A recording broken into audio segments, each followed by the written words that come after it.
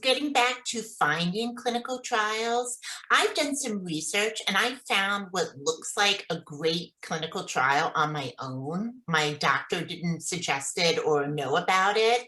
So, could this trial possibly be the right one for me if my own doctor didn't know about it?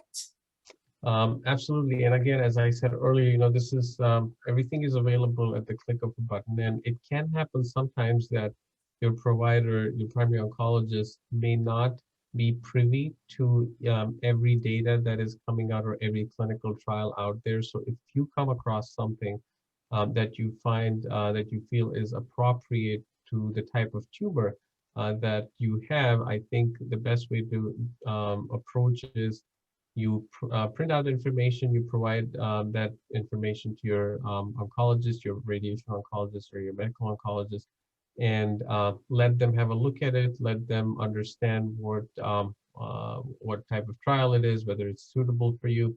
And I'm pretty sure that once you provide them with that information, they will assist you in understanding the eligibility criteria, as Dr. Chino mentioned earlier, or they will try to get you in touch with the relevant clinical trial team, as often happens in our case, where we get referrals from primary oncologists who have different, patients with interest in different trials, depending on what type of tumor they have, and they approach us, and then we take it from there.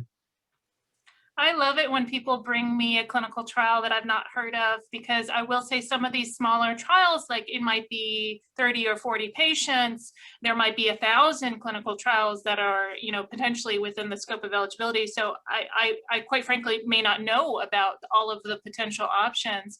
But if someone actually is, doing their own research and they're like, well, why can't I do this? Why is this treatment being recommended for me? Should I go over here? They have this. And I love to be able to talk it out with the patient and their family, because I feel like that information sharing is so essential, even if it's not, these are the reasons why you potentially, like, why this trial is not a good option for you because you don't meet eligibility criteria, or, et cetera, et cetera. Those are great conversations to have, because it's part of being, again, truly engaged in your patient care. And also forming a team with your oncologist, realizing that you're both, you're in it together as a team. And so I love having those conversations. And if it's a trial that someone's eligible for, I actually often have a specific contact at that institution where I could maybe get them in the door a little faster. So it's the first step, I feel like, should always be a conversation with your own oncologist. That's great. And I completely agree that it's so important for patients to form a team with their healthcare providers.